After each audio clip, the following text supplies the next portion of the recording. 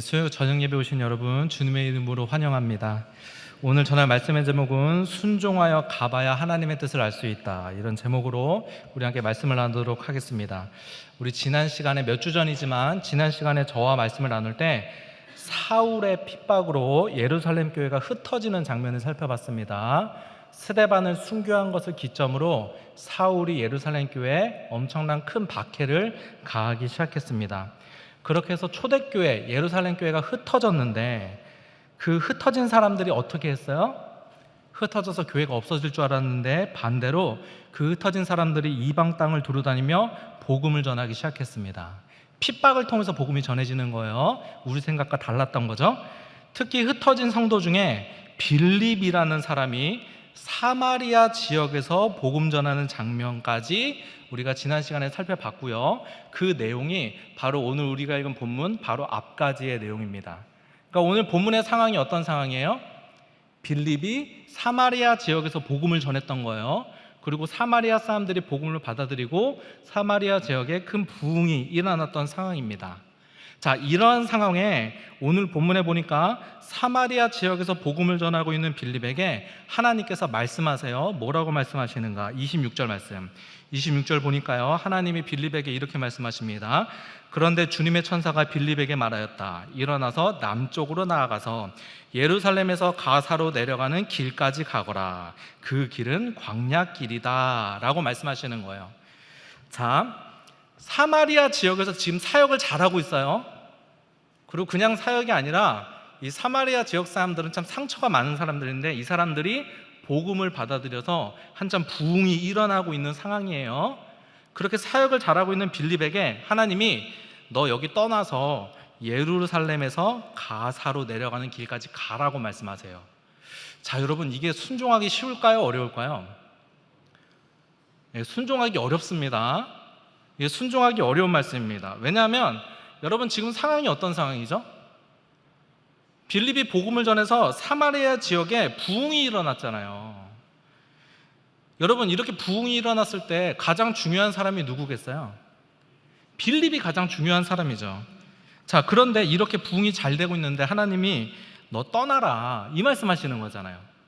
그러니까 여러분, 받아들이기가 쉽지 않잖아요. 여러분, 예를 들어서 어떤 교회 사역자가 부임을 했는데 그 사역자가 부임한 이후에 큰 부흥이 일어났습니다. 그래서 한참 사역을 잘하고 있는데 하나님이 너 이렇게 부흥하고 있는 교회에 떠나서 다른 데로 가라 하면 받아들이기가 쉽지가 않잖아요, 여러분. 그렇죠? 지금 잘하고 있는데 부흥되는데 왜 갑자기 떠나라고 하시냔 말이죠. 그리고 또 이 말씀이 왜 순종하기 어렵냐 하면요, 하나님이 가라고 하신 곳이 어디냐. 26절 말씀을 다시 보니까요, 일어나서 남쪽으로 나아가서 예루살렘에서 가사로 내려가는 길까지 가라는 거예요. 이게 지금 가라는 게 정확히 보면요, 가사가 아니에요. 너네 가사로 가라, 이게 아니라 예루살렘에서 가사까지 가는 길로 가라는 거예요. 그러니까 길 어디가 아니라 그냥 여기서 여기 내려가는 길로 그냥 가라는 거예요. 이거 목적지가 없는 거예요. 여러분, 지도를 한번 보여드리면요, 지도를 보면 좀 더 이해가 넓어지는 거예요. 앞에 자막 보면 지도 있습니다. 여러분, 저기 가운데 초록색하고 노란색이 대충 이스라엘 땅이라고 보시면 돼요. 보통 저렇게 세로로 길게 생겼어요. 제가 친절하게 표시해놨는데 아주 조그맣네요. 자, 여러분, 저기 지도 보시면 가운데 빨간색으로 제가 동그라미 쳐놨는데 안 보이시죠? 보이시나요? 감사합니다. 저기 사마리아가 저기 있어요. 여러분, 지금 빌립이 출발하는 곳, 하나님이 가라고 했으니까 출발해야 될 거 아니에요? 출발하는 곳이 어디예요? 사마리아에서 지금 사역하고 있었던 거잖아요. 그러니까 사마리아에서 출발해서 어디로 가라고 그래요? 예루살렘에서 가사로 내려가는 길인데, 지금 예루살렘은 어디 있어요? 글씨가 너무 작아서 안 보이시겠지만 밑에 중앙에 보면은 파란색으로 동그라미 쳐놨어요. 저게 예루살렘입니다. 저기서 오른쪽 약간 밑에 보면은 해변가에 동그라미 하나 또 있는데 거기가 가사예요. 그러니까 하나님이 지금 가라고 하는 곳이 저 밑에 있는 파란색 동그라미, 예루살렘에서 가사까지 내려가는 길로 그냥 가라는 거예요. 자, 만약에 하나님이 너 가사에 가라, 아니면 예루살렘으로 가라, 이렇게 말씀하셨다면은 이거 순종하기가 쉬운 겁니다. 그렇죠? 이해 가세요? 목적지가 분명하잖아요. 여러분에게 하나님이 너 저기 갑자기 이런 생각이 나면 안 되는데 뭐 상당교회로 가면 안 되는데 자, 뭐 생각나는 게 아무것도 없어요. 하여튼 뭐 저기 터미널로 가라 하면은 가면 되잖아요. 그런데 만약에 하나님이 너 지금 청주 IC로 나가서 서울 방면 고속도로 타라 이러면 이상하잖아요. 목적지가 없고 그냥 가는 길로 가라는 거란 말이죠. 여러분, 우리가 순종해야 할 이유와 목적이 분명하지 않으면 순종하기 어렵습니다. 순종도 이해가 돼야 순종이 되는 거예요. 왜 저렇게 말씀하시지? 라는 게 납득이 돼야 순종하는데 이게 분명하지 않잖아요. 그럼 순종하기 어려운 것입니다. 그래서 오늘 보면 26절 마지막에 보면 뭐라고 말하느냐, 예루살렘에서 가사로 내려가는 길로 가거라. 그 길은 광야길이라고 설명을 친절하게 해주고 있어요. 광야예요. 지금 가라는 곳이 그냥 광야길. 그러니까 여기 가면 누구 만날 수 있어요? 없어요? 만날 수가 없는 곳이라니까요. 그러니까 이곳에 광야길이다라고 말하는 것 자체가 지금 가라고 하는 곳이 참 특이한 곳이라는 것을 지금 증명해 주는 거예요. 여기 가봤자 만날 사람도 없는 곳입니다. 이 말씀에 순종하는 것이 참 쉽지가 않아요. 그런데 오늘 보면 27절에 보면은 빌립이 하나님의 말씀에 순종하여서 가는 모습을 볼 수가 있어요. 자, 이렇게 순종해서 가니까 무슨 일이 일어나는가? 궁금하시죠? 궁금하시지 않으실 수도 있지만 27절 말씀 좀 볼게요. 27절 빌립은 일어나서 가다가 마침 에디오피아 사람 하나를 만났다.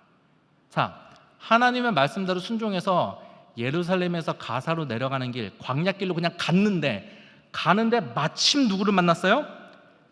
에디오피아 사람을 만난 거예요. 지금 뭐 아무도 안 놀라시는데 참 놀라운 일입니다. 자, 에디오피아 사람을 만나는 거예요. 근데 이 에디오피아 사람이 어떤 사람이냐? 27절에 계속 보면 설명하고 있습니다. 그는 에디오피아 사람은 제가 읽을 테니까 말씀 안 읽으셔도 돼요. 에디오피아의 여왕 간다게의 고관으로, 에디오피아의 여왕의 이름이 한마디로 간다게예요. 에디오피아는 다 여왕이었어요. 그 사람을 칭하는 게 간다게예요. 간다게 여왕의 고위 관리직이에요. 고관으로 그 여왕의 모든 재정을 관리하는 넷이었다라고 지금 설명을 하는 거예요. 자, 그러니까 정리하면은 빌립이 하나님 말씀에 순종하여서 이 광야길에 가서 보니까 지금 누가 있는 거예요? 에디오피아 여왕의 모든 재정을 관리하는 넷이가 여기 있는 거예요. 자, 아무도 안 놀라지만 참 이게 놀라운 일입니다. 자, 지도를 보면요, 앞에 지도 하나 더 보이는데 여기 이것도 잘 안 보이시겠지만 오른쪽 맨 위에 출발점이 저희가 예루살렘이에요. 그리고 저 출발점부터 출발해서 오른쪽 밑에 도착 지점까지 가는데 저기 도착 지점이 에디오피아예요. 자, 거리가 어느 정도 되냐? 약 4,000km 정도 됩니다. 예. 여러분, 이 당시에 비행기가 있는 것도 아니고 4,000km나 떨어진 곳에 있는 사람을 광야에서 만난다는 것은 신기한 일인 거예요. 그렇죠? 그러면 에디오피아 내시가 여기 도대체 왜 있는가? 맞잖아요. 지금 이 에디오피아 내시가 뭐 마차 같은 걸 타고 온 건데, 수레 타고 온 건데 수십 일을 걸려서 온 거예요. 지금 수십 일을. 그럼 왜 왔는가? 27절 다시 볼게요. 27절 후반절부터 보니까요, 27절 후반절부터 28절까지 보니까요, 그는, 에디오피아 내시는 예배하러 예루살렘에 왔다가, 자, 지금 궁금한 거 아무도 궁금하지 않은 것 같은데 궁금한 거 투성이에요. 자, 에디오피아 내시는 이방인이란 말이에요. 근데 예배하러 온 거예요. 예배하러 왔다가 28절 돌아가는 길에, 지금 예루살렘에 예배하러 왔다가 절기가 돼서 예배하러 왔다가 이제 자기네 고국으로 돌아가는 길이었던 거예요. 돌아가는 길에 마차에 앉아서 예언자 이사야의 글을 읽고 있었다. 자, 에디오피아 내시가 왜 예배드리러 왔는가? 이방인이거든요. 그렇잖아요. 또 지금 이사야서를 읽고 있는 거거든요. 이사야서가 어디서 났는가, 이 사람이. 아무도 안 궁금해하시겠지만 이렇게 좀 배경을 좀 알아야 말씀이 깊이 해석이 돼요. 그래서 여러분 중에 뭐 쓸데없는 걸 저렇게 구구절절 설명하나라고 생각할 수도 있지만 이런 걸 알아야 말씀이 좀 더 보이고 배경 지식이 쌓이니까 설명드리겠습니다. 복잡하지만 여러분, 통일왕국 이스라엘이 남북으로 갈라지죠. 그렇죠? 솔로몬을 마지막으로 남북으로 갈라집니다. 그래서 북쪽을 북이스라엘이라고 하고 남쪽을 남유다라고 합니다. 둘 다 망했어요. 둘 다 멸망했어요. 북이스라엘은 BC 722년 아수르에 의해서 멸망당했죠. 그리고 아수르가 민족 말살 정책을 펼친단 말이에요. 이방인들을 강제 이주 정책을 펼쳐요. 그래서 혼혈인이 되죠. 북이스라엘이. 그 혼혈인의 후손들이 신약시대로 넘어오면 누구예요? 사마리아인인 거죠. 그리고 남유다도 BC 586년 바벨론에 의해서 멸망당해요. 그리고 남유다는 바벨론의 포로로 끌려갔다가 70년 만에 포로 귀환한단 말이에요. 그렇죠. 그래서 포로 귀환할 때 2차 포로, 그러니까 한 번에 포로 귀환하지 않고 1차, 2차, 3차 이렇게 포로 귀환을 나눠서 해요. 그래서 2차 때는 에스라, 그렇죠. 에스라서가 2차 포로 귀환, 1차 포로 귀환은 수르바벨, 3차 포로 귀환은 느헤미야, 성벽 건설, 이런 게 다 성경 배경이에요. 자, 여러분, 포로 귀환해서 포로로 끌려갔다가 70년 만에 포로 귀환하는데, 여러분, 이 포로 귀환할 때요, 이스라엘 백성들이 다 고국으로 돌아가지를 않습니다. 당연히 돌아갈 것 같죠. 근데 안 돌아가요. 왜 그런지 아세요? 맞아요. 정착했으니까. 장로님이 말씀하셨는데 맞아요. 이미 이방 땅에서 70년간 살면서 정착했어요. 그러니까 포로 귀환 명령이 떨어졌다고 해서 귀환하는 건 믿음으로 가는 거예요. 이스라엘의 회복을 위해서 가는 거예요. 가면 아무것도 없어요. 다 황폐해져 있어요. 근데 이방 땅에서 이미 정착을 했단 말이에요. 그러니까 돌아가겠어요, 여러분? 그러니까 돌아가는 경우는 신앙의 회복, 이스라엘의 성전을 그리워해서 돌아가는 거란 말이에요. 그래서 바벨론의 포로로 끌려간 이후에 그 유다 사람들이, 포로로 끌려갔던 유다 사람들이 전 세계에 흩어져서 살게 돼요. 화면 보여주세요. 다음 화면. 전 세계에 흩어져 살게 되는데 그 흩어져서 사는 사람들을 디아스포라 유대인이라고 해요. 들어보셨죠? 좀 정리가 안 돼서 그렇지 다 들어보셨죠? 그러니까 바벨론의 포로로 끌려간 이후에 전 세계 유대인들이 흩어져서 살고 있는 거예요. 그리고 전 세계 유대인들이 막 흩어져 살고 있는데 10명 이상 모이면 무엇을 지었어요? 유대인들이? 회당. 그래서 사도 바울이 전도할 때 어디 중심으로 전도해요? 회당. 어디를 가나 회당이 있었거든요. 그래서 사도행전 보면은 전도여행 갈 때 회당 찾아가요. 회당 찾아가면은 사람들 모여 있어요. 그리고 이방인들도 유대교에 관심이 있어서 회당에 막 들어가서 예배 드렸어요. 이방인들도. 그게 다 복음을 위한 하나님의 계획이었던 거예요. 거기서 사도 바울이 들어가면 설교권이 주어졌거든요. 사도 바울 가말리엘 문화생이었잖아요. 그래서 거기서 설교권이 있을 때 복음을 막 전했던 거예요. 그리고 잘 보세요. 전 세계에 흩어져 살던 디아스포라 유대인들이 시간이 지나면서 그 후손들이 고국어인 히브리어를 잊어먹기 시작했어요. 근데 여러분, 히브리어를 잊어버린다는 것은 성경이 히브리어로 써져 있거든요. 그러니까 성경을 못 읽는 거예요. 그래서 다음 화면 보여주세요. 이집트의 알렉산드리아에서 유대인 72명이 모여서 히브리어로 돼 있는 성경을 헬라어 성경으로, 당시 공용어였습니다. 세계 공용어, 헬라어 성경으로 번역을 하게 되었는데 이 성경을 무슨 성경이라고 그래요? 70인역 성경이라고 하는 거예요. 자, 그러면 오늘 본문에 에디오피아 내시가 들고 있는 이 성경책 무슨 성경이에요? 70인역 성경을 들고 있는 거예요. 이 당시에 성경이 헬라어로 공용어로 번역이 되어 있는 거예요. 그리고 에디오피아 내시가 어떻게 예루살렘에 관심이 있는 거예요? 왜 예배드리러 온 거예요? 디아스포라 유대인들 통해서 유대교를 접하고 유대교에 관심이 생긴 거예요. 그래서 말로만 듣던 이스라엘의 하나님을 직접 만나고 싶은 마음에 예루살렘에 절기가 돼서 올라갔던 거예요. 자, 그러면 한 가지 더. 하나님을 만나고 싶어서 하나님께 예배드리기 위해서 예루살렘으로 왔던, 그리고 예루살렘에서 예배드리려 했던 그 에디오피아 내시가 하나님을 만났을까요? 못 만났을까요? 예배 드릴 수 있었을까요? 없었을까요? 없었어요. 왜 그런지 아세요? 당시 성전에는 이방인들은 성전 안에 들어갈 수 없었어요. 그림 보여주세요. 성전 그림 보시면요, 구역이 다 나눠져 있어요. 여자만 들어갈 수 있는 곳, 뭐 이스라엘 남자 들어갈 수 있는 곳, 뭐 제사장만 들어갈 수 있는 곳, 그리고 맨 저기 끝에 빨간색으로 제가 동그라미 쳤는데 저희가 이방인의 뜰이에요. 이방인의 뜰. 그러니까 이방인들은 성전 안에 못 들어가요. 그리고 성전 안에 못 들어가더라도 저곳이 성전이기 때문에 이방인들도 구원에 포함되는 상징이 있어요. 성전이 예수님을 상징하기 때문에 예수님 안에 포함되는 건 맞아요. 그러나 이 당시 성경은요, 당시 사람들이 성전을 통해 예수님을 보지 못했어요. 그러니까 성전에 들어갔다 하더라도 이 성전을 통해 정말 하나님께 예배를 드리고 예수님을 만나고 복음을 깨달을 수는 없는 상태였던 거예요.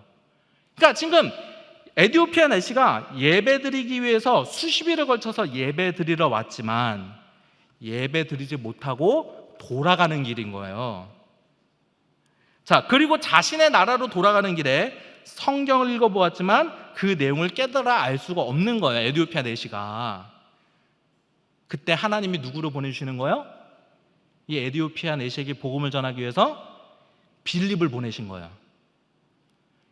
오늘 보면 29절 말씀 볼까요? 29절을 보니까요, 성령이 빌립에게 말씀하셨다. 가서 마차에 바짝 다가서거라. 자, 가서 보니까 에디오피아 내시가 있었어요. 가니까 성령님 말씀하세요. 마차에 다가서라. 그랬더니 빌립이 어떻게 하는가? 30절 빌립의 행동. 빌립이 달려갔대요. 자, 여러분 생각해 보세요. 상식적으로 제가 만약에 누구에게 간다면 어떻게 가는 거예요? 제가 지금 장로님에게 갔습니다. 그러면 여러분 어떻게 갔다고 상상을 하시겠어요? 글로 읽었다면 그냥 걸어서 가는 거죠. 달려가지 않는단 말이에요. 근데 달려갔다고 표현한 것은 성경이 뭐를 보여주고 싶은 거예요. 그렇죠? 자, 예를 들어서 어떤 권사님이 오시는데 제가 저 멀리서 보고 제 지금 행동을 누가 글로 쓰는 거예요. 어떤 권사님이 오시는데 제가 멀리서 그 권사님 보고 달려가서 인사했습니다 라고 누가 썼어요. 그러면 제 마음이 어떤 것 같아요? 반가운 거지. 그런 거죠. 그게 달려가서라는 걸 표현이 되잖아요. 그러니까 오늘 본문의 말씀도 똑같은 거예요. 빌립이 달려가는 거예요. 자, 빌립의 마음이 어떤 거예요 지금? 놀라운 거예요. 에디오피아 내시가 있는 것 자체가 지금 놀라운 거예요. 우리 말 성경에는 드러나 있지 않지만 이 원문에 보면요, 다 감탄사예요. 마침, 그때, 다 감탄사예요. 와 보니까 에디오피아 내시가 있는 거예요. 가라고 해서 간 거예요. 지금 막 놀라운 거예요, 빌립이. 자, 그래서 30절에 가서 뭐라고 그래요? 30절 빌립이 달려가서 그 사람이 예언자 이사야의 글을 읽는 것을 듣고 가까이서 가서 들어보니까, 왜냐하면 당시에는 성경책을 읽을 때 소리내서 읽었습니다. 가서 들어보니까 지금 성경을 읽고 있는데 이사야서를 읽고 있는 거예요. 얘가 듣고 이사야서를 읽고 있어요. 그래서 얼마나 놀랐는가. 근데 이 내시가 마침 그때 어떤 성경 구절을 읽었는가? 32절에 나와요. 32절이 내시가 읽었던 성경 구절. 그가 읽던 성경 구절은 이것이었다. 양이 도살장으로 끌려가는 것과 같이, 새끼 양이 털 깎는 사람 앞에 잠잠한 것 같이 그는 입을 열지 않았다 하면서 예수님의 예언에 대한, 순환당하는 예수님의 예언에 대한 말씀을 마침 읽고 시작하는 거예요. 읽고 있는 거예요.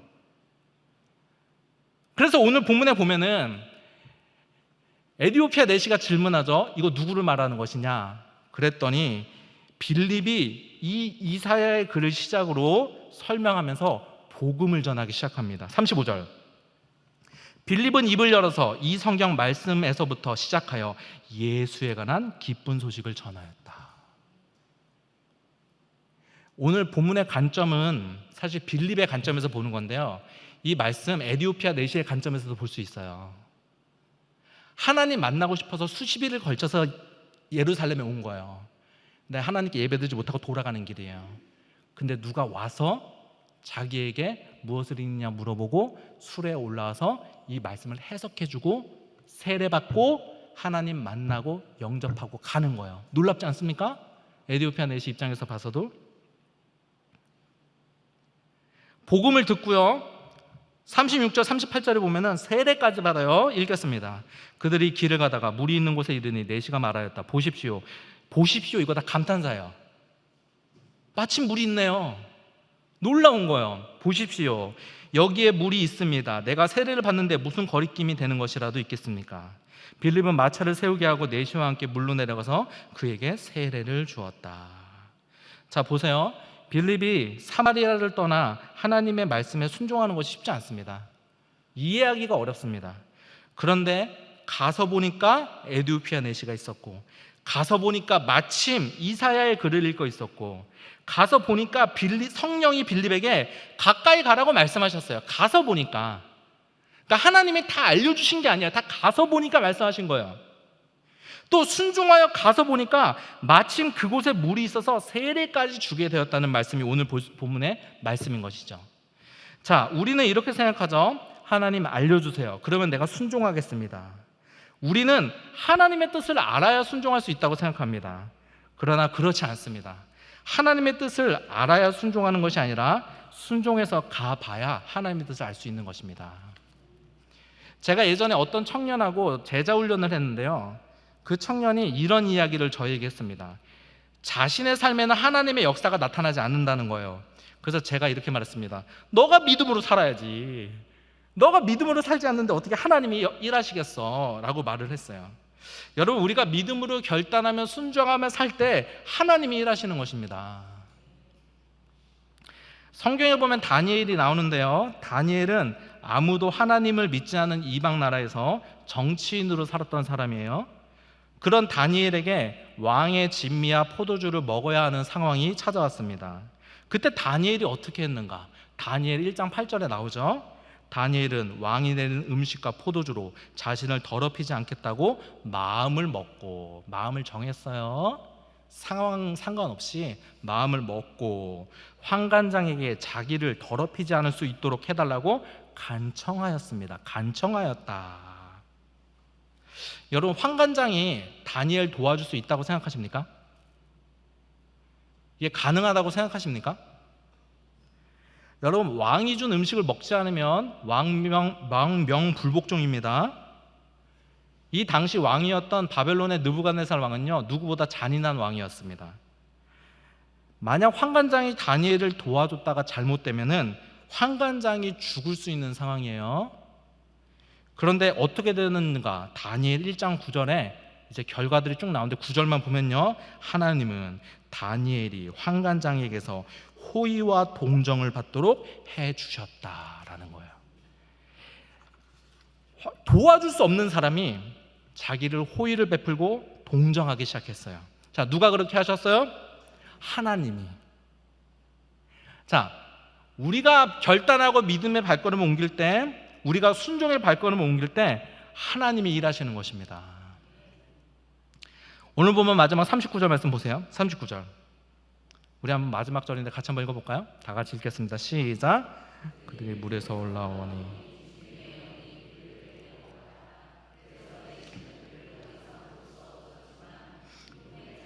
가던 길을 갔다. 자, 오늘 본문의 이 39절 말씀이 조금 이해하기 힘든 말씀이에요.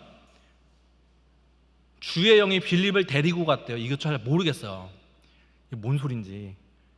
하여튼 중요한 것은 빌립이 에디오피아 내시에게 복음을 전했고 세례 받았고요, 둘은 다시는 볼 수 없었다는 거예요. 그러니까 에디오피아 내시 한 명에게 복음 전하고 세례 받고 헤어진 거예요. 다시는 못 봤어요. 18세기의 선교사님들이 아프리카에 복음을 들고 들어갔다고 합니다. 그런데 놀라운 사실은 아프리카에 이미 복음이 들어가 있었대요. 그래서 선교사들이 이 복음의 뿌리가 어디로부터 시작됐는지를 조사해 보니까 오늘 본문에 나오는 빌립의 에디오피아 내시에게 전한 복음의 말씀이 아프리카에 전달되어서 계속 내려져 왔다는 결론을 내게 되었습니다. 여러분, 빌립이 이 사실을 알았을까요? 자기가 한 명에게 전한 복음이 아프리카 대륙에 들어가서 퍼졌다는 것을 빌립이 알았을까요? 몰랐겠죠. 아마 천국에 가서 깜짝 놀랐을 것입니다. 여러분, 사실 생각해보면요, 에티오피아 내시 한 사람에게 전한 복음이 아프리카 지역에 복음이 들어간 내용이니 사실 이게 얼마나 중요한 사역입니까? 그렇죠? 우리는 사역을 구분합니다. 이건 중요한 사역이야, 이건 큰 사역이야, 또 이건 중요하지 않아, 이거는 사람들이 많이 모이지 않아 라고 생각합니다. 여러분, 그거 누가 판단합니까? 이게 중요한 사역이라는 거 누가 판단합니까? 여러분이 하는 사역이 작은 사역이라고, 중요하지 않은 사역이라고 누가 그렇게 판단합니까? 여러분, 큰 사역이 어떤 건지 아십니까? 하나님이 시키시는 사역이 가장 큰 사역입니다. 여러분, 우리가 하나님의 뜻에 집중하고 순종할 때 우리가 생각하는 것 이상, 우리가 계획하는 그 어떤 계획보다도 크게 쓰임받을 수 있는 줄 믿습니다. 제가 좋은 교회 오기 전에 서울의 한 교회에서 저는 7년간 사역을 했습니다. 제가 지금 나이가 44살이니까요. 만으로는 더 아니에요. 그냥 44살이니까. 아니요, 음악 너무 일러요. 아직 멀었어요, 끝나려면. 지금 너무 일러서 죄송합니다. 센스는 너무 좋지만 한 10분은 하셔야 돼요. 하지만 설교 금방 끝납니다. 걱정하지 마세요. 제가 44살이지만 지금 4살이니까요. 당시 제가 42살 11월까지 전에 교회에서 제가 사역을 했어요. 원래 제 계획은 전에 있던 교회에서 계속 사역을 하다가 기회가 된다면 담임 목사로 나가는 거였습니다. 왜냐면 갈 데가 없거든요. 뭐 다른 데는 더 이상 갈 수가 없어요. 그러니까 거기서 7년 동안 사역을 했으니 계속 사역을 하다가 담임 목회를 나가는 것이 제 계획이었어요. 그건 어디로 갈지는 나중에 생각하고 일단 그렇게 해야겠다 생각을 했어요. 그러나 그렇게 할 수 없었습니다. 왜냐하면 전에 섬기던 교회 목사님이 제가 나가길 원하셨어요. 그런데 여러분, 어느 정도 나이가 있잖아요. 그러면 여러분, 부목사로 가고 싶어도 갈 수가 없어요. 그게 현실입니다. 못 가요. 이제 받아주는 데가 없어요. 그러면 담임으로 가면 되지 않느냐? 담임으로 가기에도 나이가 어중간합니다. 나이가 더 많아져야 돼요. 그래서 제가 나가지 않겠다는 것이 아니라 나갈 건데 자리가 생길 때까지 기다려주기를 부탁드렸습니다. 그러나 그렇게 되지 않았습니다. 그 과정이 저에게 참 힘들었어요. 특히 당시 저희 둘째가 3살이었는데 저희 아이가 태어날 때부터 심장이 좋지 않았어요. 구멍이 있어가지고. 그때 저희 아이 5월 달에 수술을 했어요. 그게 부담이 됐어요. 그리고 두려웠어요. 그렇게 2주간 버티다가 어느 토요일 저녁 아내와 저녁 식사를 하면서 밖에서 둘이 밥 먹었어요. 저녁 식사를 하면서 제가 집사람에게 이렇게 말했습니다. 나가자. 하나님이 인도하실 거야. 그렇게 제가 갈 수 있는 교회를 적극적으로 알아보았고 그렇게 오게 된 교회가 좋은 교회입니다. 저는 부목사로 올 줄 몰랐어요. 그런데 다시 하나님이 저를 사역의 자리로 불러주셨습니다. 저는 전에 섬기던 교회보다 저희 교회가 좋다 이런 비교를 하는 게 아니에요. 만약 하나님이 저를 전에 섬기던 교회에서 억지로 밀어내지 않으셨다면 저는 아마도 사역지를 절대로 옮기지 않았을 것입니다. 안 옮겼을 거예요. 진짜요. 그런 계획은 1도 없었습니다. 불가능하다고 생각을 했어요. 그러나 하나님은 억지로 저를 다른 곳으로 밀어넣으셨고 새로운 사역지에서 다시 새로운 경험을 하게 하셨습니다. 저는 사역지마다 제가 배우고 훈련받는 것이 있으며 제 안에 다듬어져야 될 부분을 다듬으신다고 생각을 해요. 하나님은 저를 새로운 사역지로 보내심으로 저를 한층 더 훈련시키고 저를 다듬으시려고 한다는 것을 그때도 고백했고 그때도 머리로는 알았습니다. 마음으로는 힘들어도 그때도 고백했고 지금도 여전히 고백하고 있습니다. 여러분, 우리가 어떻게 판단해야 될까요? 어떤 판단이 옳은 판단일까요? 옳은 판단. 여러분, 우리 모릅니다. 우리가 옳은 판단이라고 생각했는데, 좋은 길이라고 생각했는데, 나중에 보니까 그 판단과 그 길이 좋지 못할 수도 있습니다. 우리 눈엔 보기 좋을 수 있죠. 나중에 가보니까 안 좋은 길일 수도 있어요, 여러분. 우리가 해야 되는 것은 하나님의 인도하심을 받는 것이며, 하나님의 인도하심을 받을 때 가장 좋은 길로 갈 수 있으며 가장 옳은 길을 갈 수 있게 되는 것입니다. 여러분, 하나님의 인도하심을 구하시기 바랍니다. 그리고 때로는 빌립처럼 하나님의 뜻이 이해가 안 돼도, 손해보는 것 같아도 하나님의 뜻에 순종하여 나가시기 바랍니다. 그때 여러분, 하나님께 크게 쓰임받는 여러분의 인생이 되는 줄 믿습니다. 이 시간 우리 찬양할 텐데, 우리 찬양팀 나오시고요. 이 시간 우리 전능하신 나의 주 하나님을